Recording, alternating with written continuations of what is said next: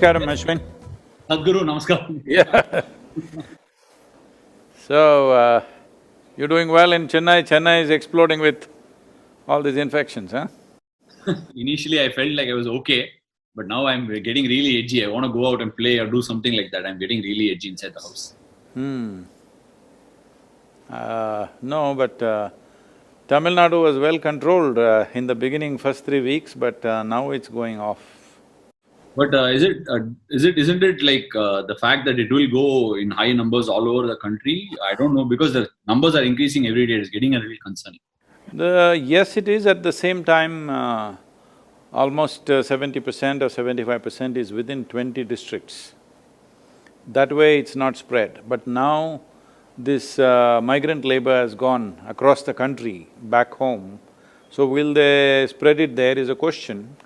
But I generally feel the rural population may be having enough immune system within themselves that they may not be casualties there big time except very vulnerable, very aged group of people. See, everybody is talking about this herd immunity and all this stuff.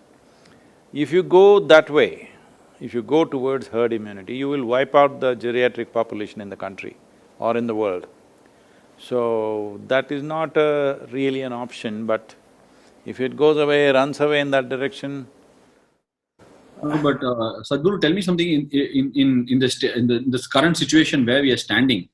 What is the direction that people should look for? Because at one side of it, a lot of people are looking for livelihoods.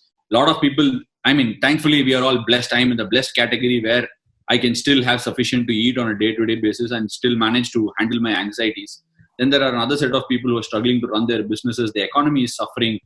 What is the answer to this? How long will people have to bite the bullet? See, no nation can afford to close itself down forever, okay? We have done exemplarily well, actually. Over 65 days, we've been closed. I think with 95% pass mark, maybe 2 to 5% might have failed, but largely we've done that. But the nature of the virus is such, if there is one person left with infection, he will again start a new cycle. That's how it is, because even if you have been infected once and you come out negative later, still you're vulnerable to infection. That is what we are seeing. So having said that, it is… unfortunately, maybe in the end we only have to think of herd immunity, but that will be a terrible thing because our parents, grandparents will all get wiped out. That's what it means. So, there is… see, there is no clear voice from the scientific community anywhere in the world to say this is the nature of this virus, we can do this. There is no clear voice about that because nobody has figured out what exactly it is. There is still debates going on. I was talking to, this Global Doctors Association, and they are saying every day they are publishing now, writing 128 papers per day is being done, thousands of papers. Every day somebody is discovering something new about the virus and they're writing on it, 128 per day average is happening. So, that means we are that confused, all right? So, without a clear perception that this is the nature of the virus, this is how it'll behave, even if we don't find a vaccine, at least if we have a proper, treatment protocol, we can feel comfortable. Right now, there is no treatment protocol. Somebody says take hydrochloroquine, somebody says take that Ebola drug, somebody says take the HIV drug, somebody says drink Lysol, it's like variety of things. Well, we are giving Nilavembu to everybody. We just shooting, we're shooting in the dark, literally. Only thing we can do is strengthening the immune system. For this we have protocols, which is what we are doing, and we are trying to mass, implement it as far as possible. Some simple yogic practice, little bit of care about what you eat, and a few other Ayurvedic and Siddha concoctions which will boost the immune system. This got nothing to do with the virus. something to do with us. With the ability to fight. Sadhguru, just one more question I've been wanting to ask, and I seem to find it very difficult to get answers very clearly. You can ask me any question, don't throw me carom ball and all, I'll hit it for a 6, be careful. No, I'll come to your cricket abilities very soon, Sadhguru, because I've seen you play all sport. I want to understand, what are you? Are you a bowler or a batsman, Sadhguru? I was an all-rounder in the school, but once I got to college, I got more involved with field hockey and kind of dropped my cricket. Okay, but did you find cricket exciting or hockey was a better sport? Hockey was more exciting because you were always on your feet and doing something. Cricket today, the way you guys are playing, whatever 2020, all of you are on the edge. But otherwise, those days, if they put you on the boundary, you just stand there for 20-30 minutes doing nothing in the sun, okay? So, it was not my cup of tea.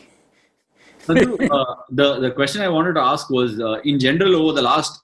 I've lived for 30 years, so in the 30 years, whatever has been struck, a massive earthquake in Christchurch, a tsunami in the borders, Indonesia, India, all these borders, for everything that has sort of been very emergency, we have found a mechanism to deal with it, right? At least, if not then and there, we've had a tsunami alert system, an earthquake, a resistant building mechanism, alerting people. All these things are always come about, and we boast ourselves as a very modern tech. We're very, very advanced in terms of technology.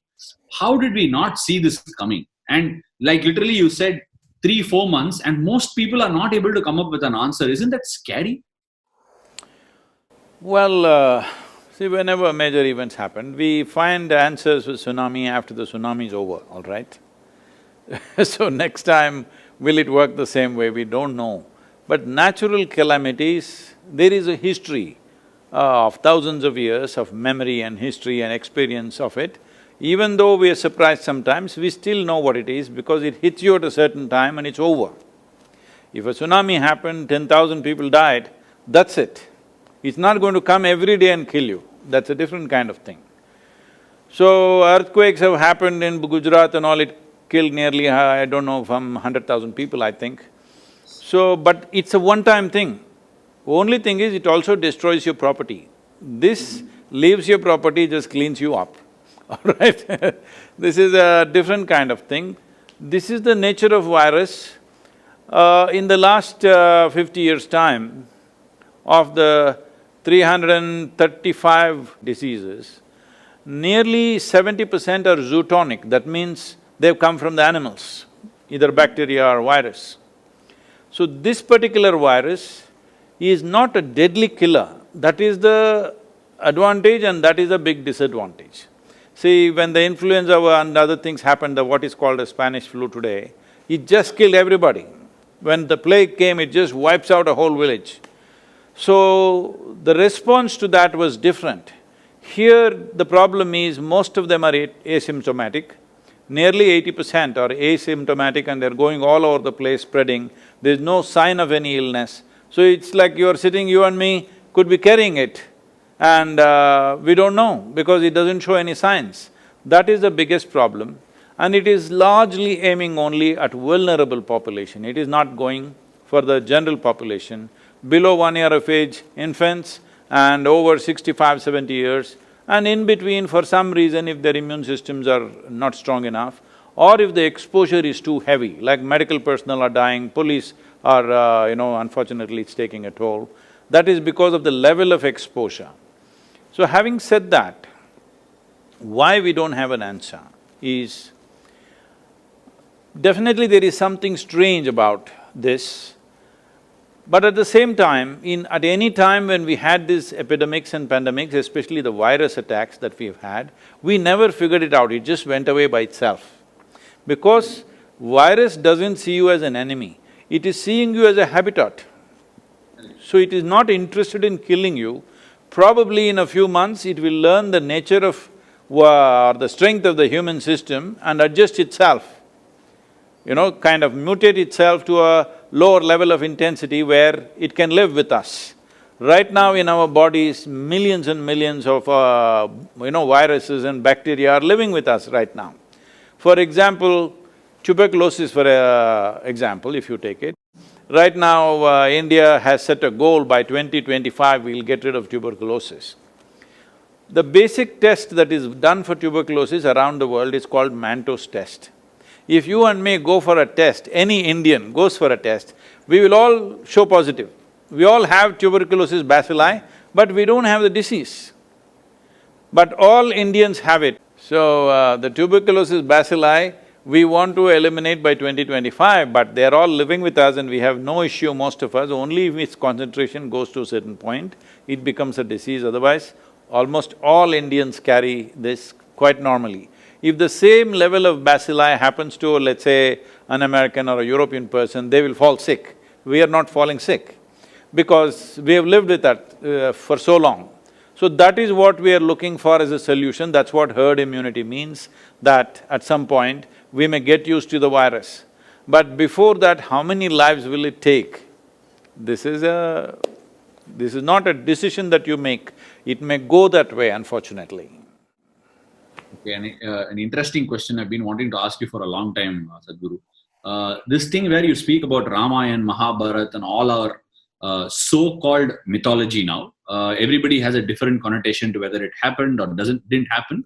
No, that argument is only in Chennai. Whether it happened or not. These are beliefs, I do not want to get into it, but you said something very interesting when it came to all these epics or mythologies, however you seem to believe. You said there is so much to learn rather than testing the authenticity of whether it happened or not happened. Right. Do we have anything tracing back to those times in order to deal with such a situation that we are in right now? See, the advantage that those times had was the concentration of population has never been like this, okay? So if it did happen, let us say it happened in Ayodhya, it would not come to Chennai for sure. Only Rama came, he should have brought, but 14 days quarantine would have happened by the time he walked down.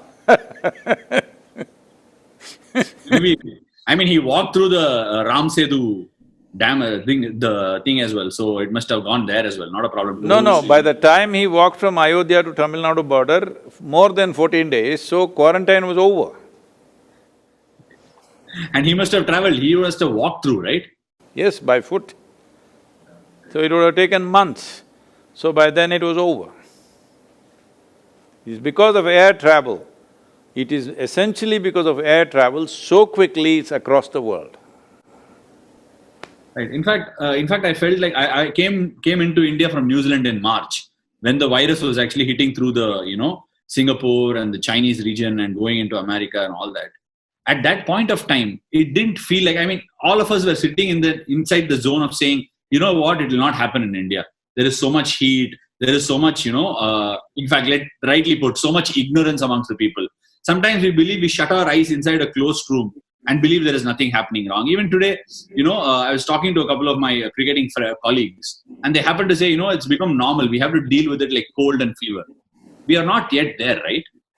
No. See, young people may deal with it just as cold and fever. That too if they're, if they have a sturdy constitution. But that's not how it is. People are just falling dead all over the place. When nearly 500,000 people have died, you can't say it's cold and fever.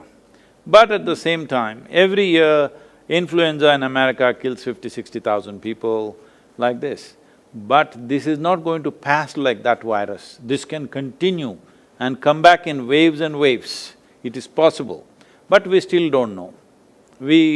I have a gut feeling in India, by mid-September, towards the end of September, it will be largely gone and our economic activity will be back to normal. It may not be where it was a few months ago, but in terms of activity, it will be back.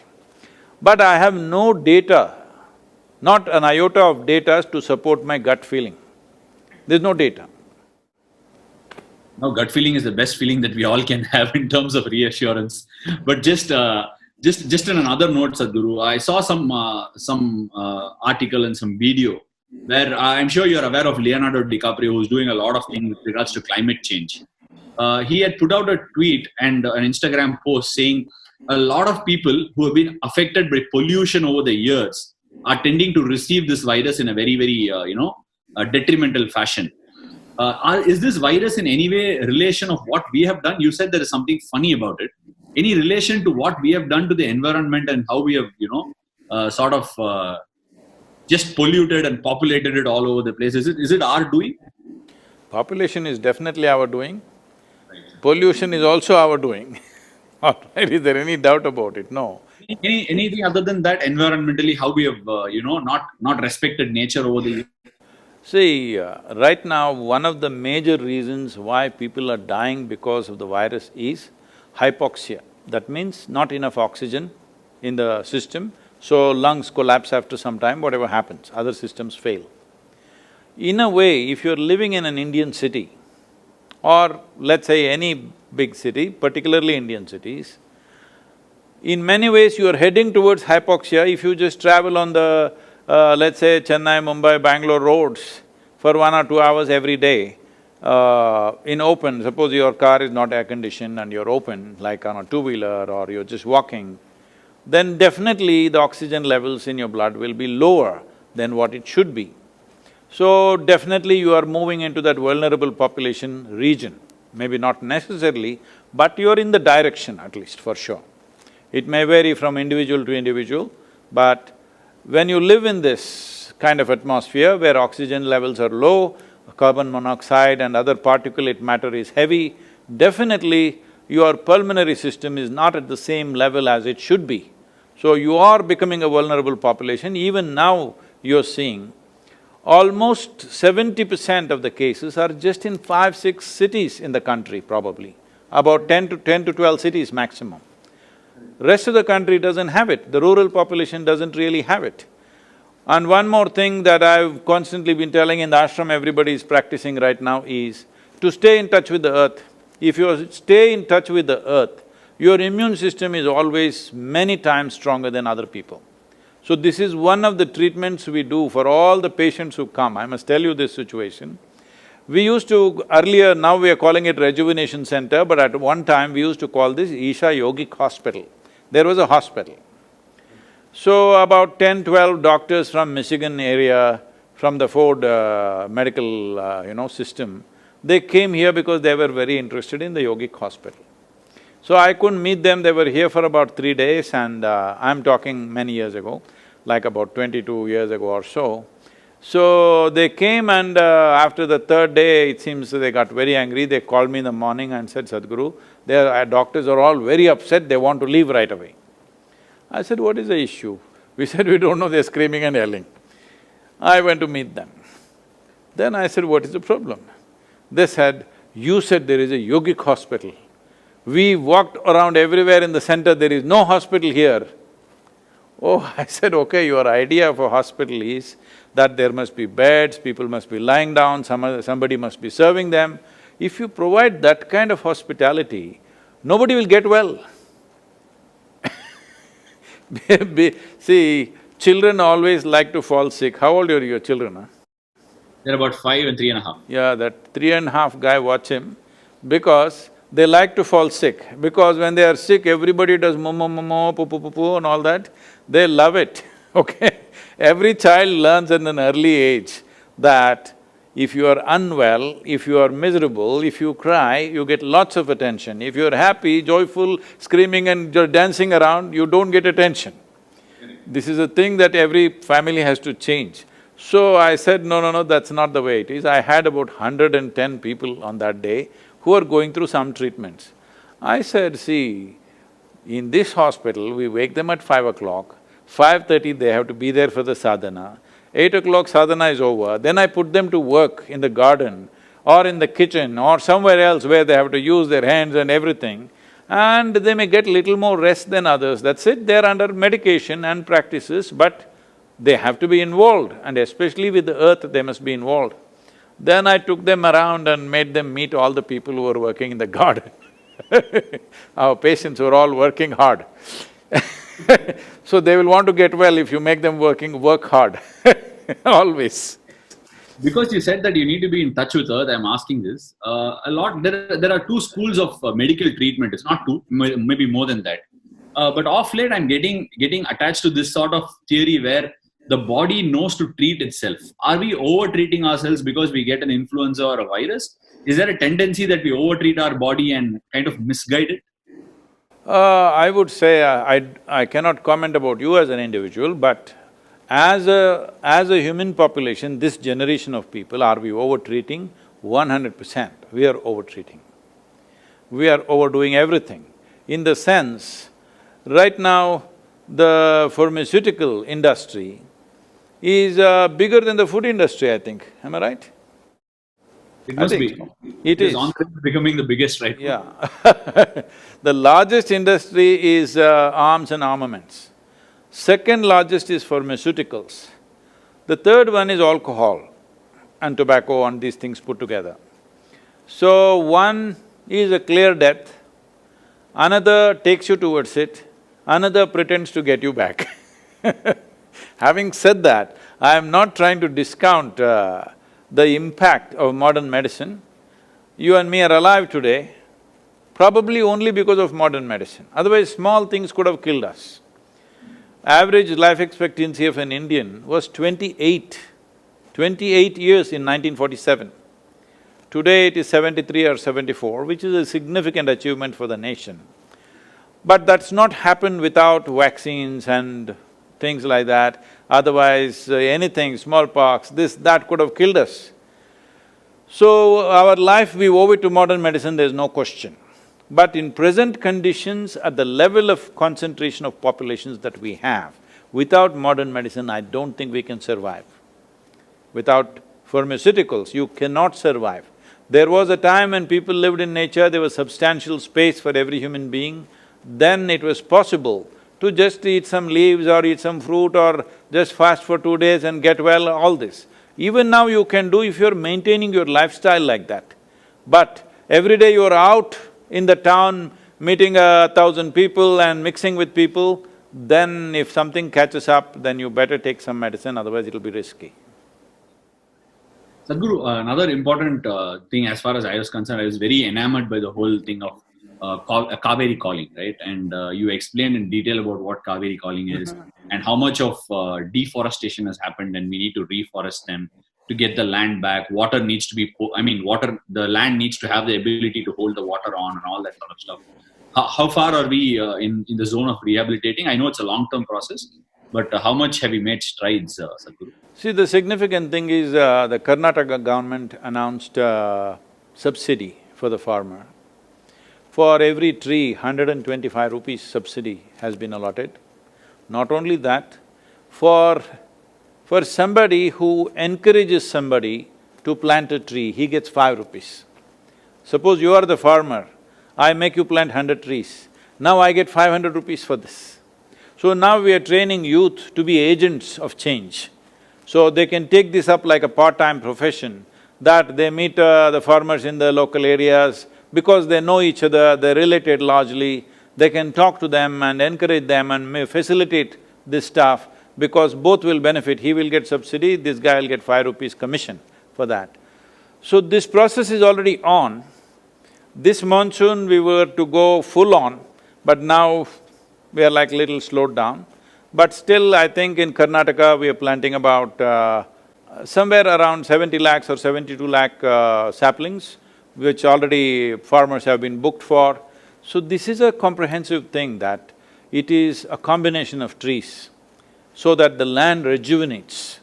Right now UNCCD is very concerned about India because our soil is dying. See, when we say soil, we are just talking about largely 39 inches of topsoil. On an average in the world, there is 39 inches of topsoil. Almost all life happens in this 39 because of these 39 inches of soil. Tamil Nadu and southern India largely considered a blessed land because where we are right now, we have nearly 18 to 20 feet of topsoil, which is a fantastic thing.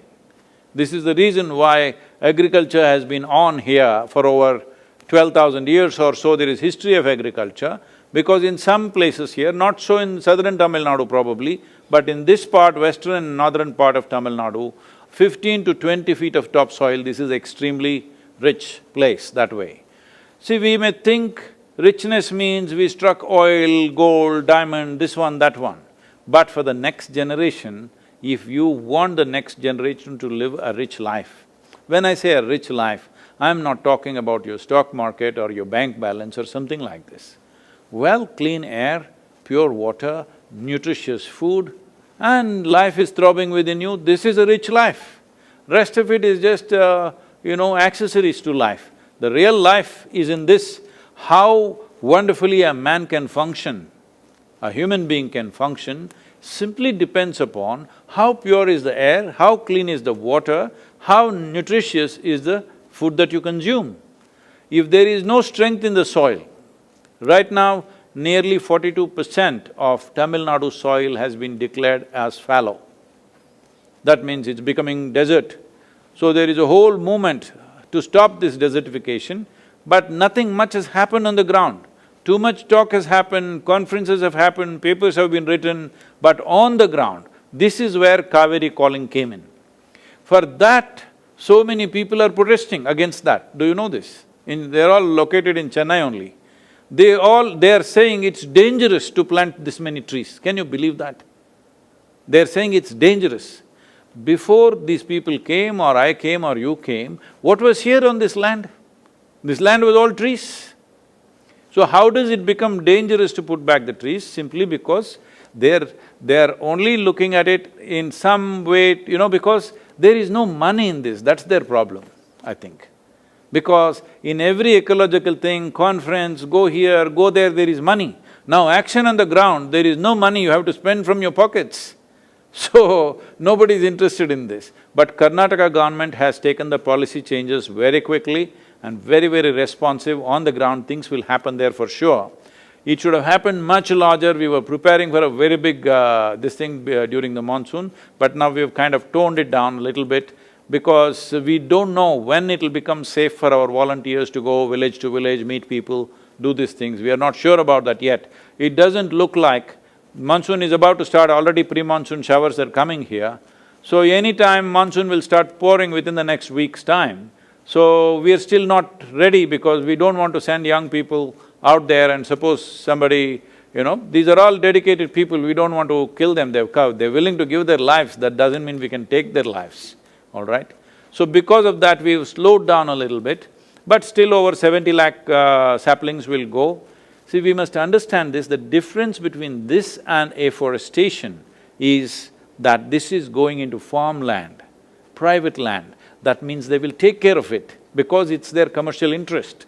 That is the fundamental difference that I've been trying to beat it into everybody's heads, but after talking for hours, in the end they ask, where is the land?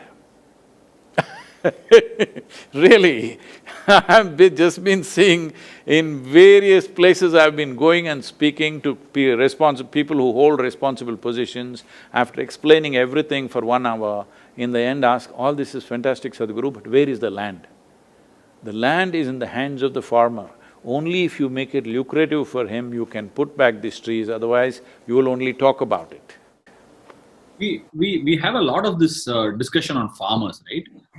Every year, pre-monsoon, post-monsoon, we hear small stories of farmers committing suicides, farmers struggling to pay off the debts. All these things are a regular feature.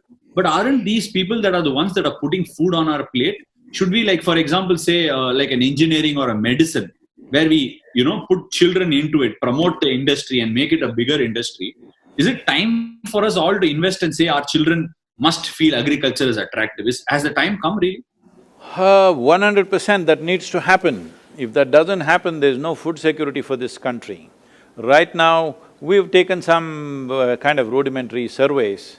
What I see is, not even 2% of the farm community want their children to go into farming. That is what it is. So in another 25 years, when this generation passes, who will grow food for you? Right now in this country, there are nearly 65% of the population who know how to conduct this magic of turning mud into food. Not a simple thing. But you're an engineering graduate, isn't it? I'll tell you, you come here, I'll give you 10 acres of good land, very fertile land. Grow 10 varieties of crops and show me, you will see it'll be a total failure. Even if you are an MSc in agriculture, still you will be a failure, generally, except a very few who come from that community, who know how to do this. Because the farmer looks illiterate, people think it's some silly thing to do. It is not, it is a very complex and very time-sensitive operations, the way it is done, the farming. Because the guy looks undernourished and badly dressed, we think it's something not important. You and me are eating only because of him. And it's not a small achievement, one of the greatest achievements of this nation is, we are managing to provide food for 1.4 billion people without any major imports of food. There's no any major import of food actually, we're exporting a little bit, a few small things are coming in. But generally we are able to provide. See, even in a situation like this, right now this virus situation, even now during this pandemic, we have enough food. How to reach that person who has no money is another problem, but we have food in the country. Suppose you don't have food in the country, then that disaster is totally of a different nature. So farmer has done a fantastic job with no great technology, no great science, just with traditional knowledge. The only problem that he is facing, why you're seeing these suicides and other things is, one thing is, there is no power of scale over generations, because we have history of thousands of years of agricultural history, over generations it's become smaller and smaller and smaller. Today, the average land holding in the country is 1 hectare, that is 2.25 acres. In 2.25 acres, or for every 2.25 acres, there's a barbed fence, there is a borewell, there's an electric connection, there are pipelines, it's a complete waste of resources. For the amount of money that goes into it, there is no way he can get to make it lucrative or profitable for himself. So this is what is leading to this. So right now this FPO movement, we have one of the best run FPOs in Tamil Nadu is run by us here in this region. It's an organization of about 1,200 farmers. Now we are seeing how to scale this to 50,000 farmers. Right now on the ground, nothing much has happened. All we have done is to show them it works. All we have done is, there are 3-4 youth always on the phone negotiating these products. Just with negotiation, their income has gone up 300%. Just with simple negotiation and timing the sale of the produce, this is all. And another thing is the inputs. We have set up a superstore where all the inputs, whatever the dealer margin was about 25 to 30%, that is going straight to the farmer. That 30% itself is a big thing for him. So, we are looking at, if you put 50,000 farmers together, it becomes a major corporation run by them. You can hire professionals, you can hire scientists to, agricultural scientists to see what crops to grow, how to grow and everything. We can hire, marketing experts to do this, or we can consult, we can handle this internationally. All this we are looking at because from Kanyakumari to Kashmir, the latitudinal spread that we have in this country, the types of soils and weather conditions that we have in this country, 12 months of the year, you can just grow almost anything that grows anywhere in this world. And if we handle this capacity, this latitudinal spread, and 65% still being capable of doing farming, if we handle this right, then we can become the breadbasket of the world. But right now, we have laws like this, that, this compulsory school education is killing the farming, totally. Every child goes to school, by the time he comes to till 10th standard, he need not pass, he just keeps going. Without learning 2+2, millions of them have reached 9th, 10th standard. Only in 10th standard he gets filtered. By then, he is physically not competent to work in the farm, mentally completely in a different way, he thinks he's educated just because he's gone to school. So, we are completely destroying the future of farming in this country. It is time educated people invest and invest their children in the farming, because it can be done in a very good way, there is enough science and technology. What is lacking is scale. Scale can be achieved by bringing them together as a farmer-producer organization. There were many tax and other things which we got relaxed now. See, for example, if you are a farmer, how much ever you earn, there's no tax for you. But if 10 of us farmers got together and made an FPO, then there is 30% income tax. So why will we come together? You're ensuring we don't come together. So I appealed to the Prime Minister and he relaxed up to 100 crores earning, there is no tax. But now I'm pushing why 100 crore limit? If farming has to survive in this country, you cannot give teachings, you cannot run agricultural institutions. All you have to do is make it lucrative. If it's lucrative, it will survive. Sadhguru, forgive my ignorance if this question is not pertinent, but if you take a look at big communities in India right now, one is the movie industry is big. I'm not well versed with the movie industry. The cricket industry is really large. But so when I speak about the cricket industry, until Kapil Dev lifted the 1983 World Cup, and later on when Sachin Tendulkar came into play for the country, the game was largely not money driven. It was telecasted free of cost on TV. Then the TV rights came and the players started earning more. Is there a possibility, the way you're saying how large a scale this agriculture is there a possibility that such people can come into the mix and make this a really large and phenomenal industry? Is there a possibility? Yes, what else do you think I'm doing? That's what I'm trying to do. We are putting our energies behind it, we are raising money for this, and above all, giving a voice to it. See, right now, because you mentioned the word suicide, suicide in not some… See, individual people unfortunately will commit suicide for a variety of reasons. When over 300,000 people commit suicide in a matter of 15 to 20 years for one reason, one particular reason of farm distress, nearly 300,000 or more than 300,000 people have committed suicide, let's say in this century, in the last 20 years. It's actually in about 15, 16 years, let's say 20 years. Because some people will always debate, no, that guy died because he had family issues, this, that they're saying. But I'm asking you, usually the explanation is, that's because he couldn't pay his bank loan, he killed himself, this happened, that happened.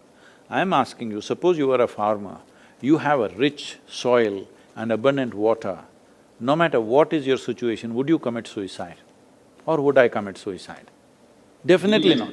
Right now, the distress is the soil is so poor. Soil is so poor. Why did it become poor? You can keep the soil rich only by putting organic content into it. See, soil is full of life. If you… I don't know if you've been in a rainforest or, in southern India itself, in Western Ghats, if you go inside the forest, just pick it up like this, you will see it's bursting with life, the soil. That's how it should be. But right now it is plowed and left open for 8–9 months. It's really dead. First 9–10 inches, 12 inches where the crop goes is completely dead. Whenever you fly from Chennai to Delhi, now you're in the Delhi team, I heard, so you have to fly Chennai to Delhi, every 5 minutes look out of the window. You will see India looks like a brown desert, except a few green patches here and there. Most of it is a brown desert because these are all agricultural lands. When there is no crop, they're just plowed and left open to kill the soil. So this kind of practices we have come to because we saw Europeans doing massive, industry like farming. But now they've all changed, but we didn't change. We are still doing the same thing. It is very important. See, suppose you grow 1 ton of, let's say, sugarcane or paddy or whatever from the soil, what you have taken out is 1 ton of topsoil, isn't it? Yeah. You have to put it back. How can you put it back? The only way is leaves from the trees or animal waste. Trees are gone long time ago. In Cauvery basin, 87% of the tree cover has been removed in the last 70 years. And animals are all traveling abroad. There are no animals on the farm. People think tractor will do it, tractor will plow it, but tractor will not enrich the soil as animals would. Animals would work also and enrich the soil also. But now they're all gone, people thought they're useless, and we are thinking just by putting salts, everything will be okay.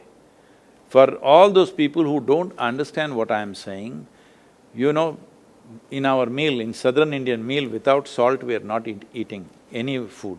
Little bit of salt and so many other things. Instead of that, make it 90% salt and 10% whatever else you want to eat.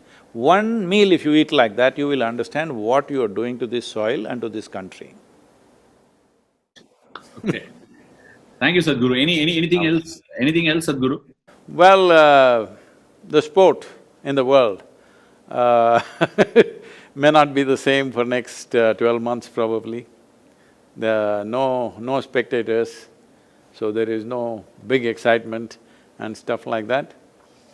But I think this is a time we should learn to live with, because there is no point risking those people who are vulnerable. Risking their lives is not our business.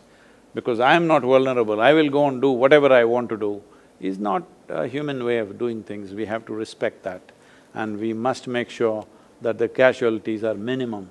And at the same time, we must focus on putting this nation back on the track, whether it's economy or sport or culture, everything should come back as quickly as possible. We can't just be locked up forever, but in a very responsible and conscious way. Thank you, Sadhguru. It's been a pleasure. It's been a dream for me to do this. Thank you for honoring. Thank you so much. Namaskaram, thank you very much. All the best for you for whatever match is coming up. Thank you, Sadhguru. Namaskaram.